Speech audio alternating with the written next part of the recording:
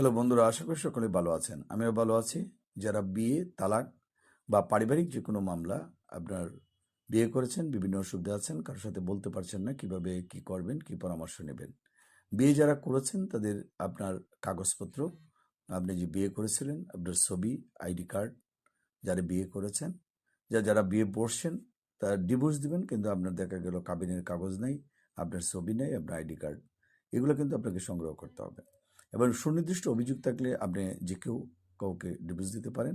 মহিলাকে ডিভোর্স দিলে যদি আপনার কাবিনের টাকা পাওনা থাকে, এটা দিতে হবে, আস্তে আস্তে দিতে হবে, বা পরবর্তী টাইমে হলেও দিতে হবে।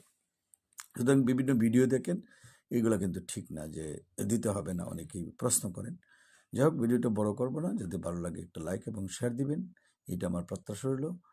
আমার ফোন নাম্বার 01711921416, এই নাম্বারে যোগাযোগ করবেন। ধন্যবাদ।